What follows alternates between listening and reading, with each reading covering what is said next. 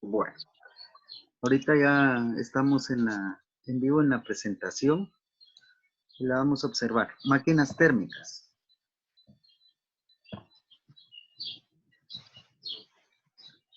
El trabajo se puede convertir en calor de manera directa y por completo, pero convertir el calor en trabajo requiere de algunos dispositivos que se llaman máquinas térmicas.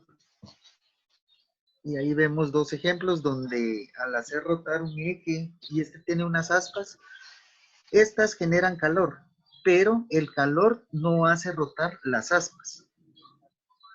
Características que poseen las máquinas térmicas. Reciben calor de una fuente a temperatura alta, energía solar, horno, petróleo, reactor nuclear, etc. Convierten parte de este calor en el trabajo, por lo general, en la forma de una flecha rotatoria. Rechazan el calor de desecho hacia un sumidero de calor de baja temperatura. Muy bien, y aquí tenemos cómo funciona la máquina térmica, que necesitamos una alta temperatura de una fuente. Esta va a salir en una temperatura de sumidero. Esa es una reducción o una ampliación de temperatura. Pero en todo este proceso se puede provocar un trabajo para poder utilizar este tipo de energía en alguna máquina que nos haga falta. Características que poseen las máquinas térmicas.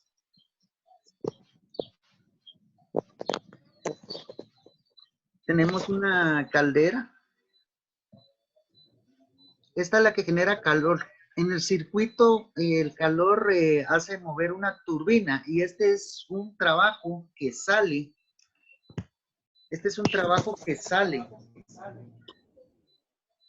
Tenemos también un condensador que sirve para reciclar la materia que se está evaporando, que regularmente es agua, y tenemos la bomba. Muy bien, clasificación de las máquinas térmicas. Tenemos de combustión externa, que la alternativa es como las máquinas de vapor que usaban los trenes. Y aquí tenemos uno de las figuras. Tenemos una fuente de calor. El calor hace evaporar moléculas de agua. Estas moléculas de agua, al ejercer presión, mueven un pistón y este pistón transmite el movimiento de rotación a una rueda. Y esta rueda puede a su vez transmitir el movimiento hacia un generador eléctrico. Entonces esta es una de las formas más adecuadas de poder transformar el calor a una energía que sea más utilizable, que en este caso sería la energía eléctrica. Tenemos las máquinas rotativas, como la turbina de gas de ciclo cerrado. La turbina lo que hace es sacar el trabajo también, o sea, sacar la energía. Esta a su vez puede ser transformada en calor o en movimiento, que muchas veces la turbina eso es lo que hace, es transformar básicamente a movimiento para tener su utilidad o movimiento neto, que podría ser el movimiento precisamente de los ejes de una máquina que pueda moler algo, por ejemplo. Tenemos un intercambio de calor, que tenemos que siempre tener un calor de salida para poder evacuar. Cabe mencionar que nunca va a haber una cantidad de calor aprovechable. Siempre en todo el circuito va a haber alguna pérdida de calor en algún momento. Y tenemos un compresor que se encarga precisamente de comprimir el movimiento de las moléculas de vapor o de gas. A su vez ayuda a que haya energía, un cambio de energía en el intercambio que se está dando.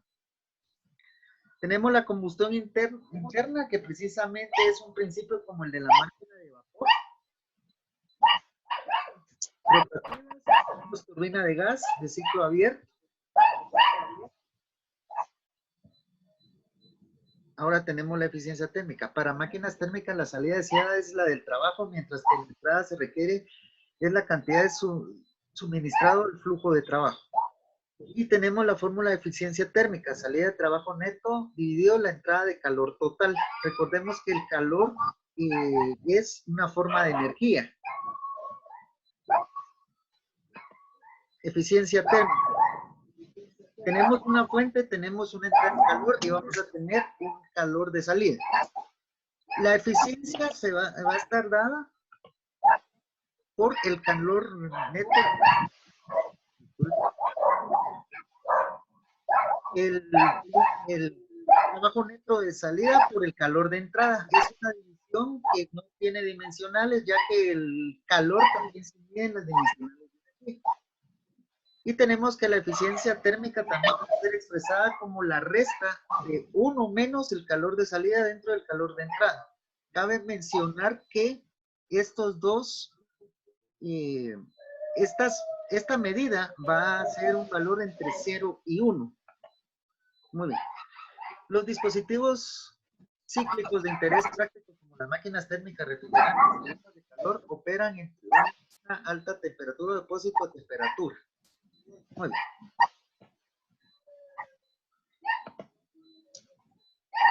Tenemos un ejemplo, una planta eléctrica, con una generación de potencia de 150 watts, consume carbón a razón de 60 toneladas por hora. Si el poder calorífico del carbón es de 3.000 kilojoules por kilogramo, determina la eficiencia total de la planta.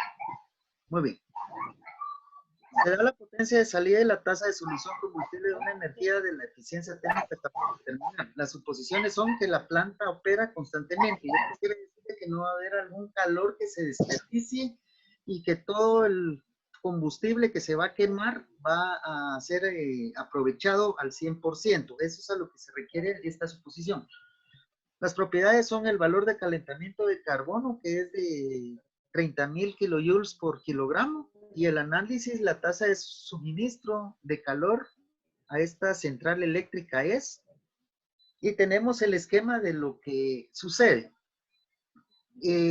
Tenemos carbón que se aprovecha 60 toneladas por hora su combustión. Este pasa a un horno.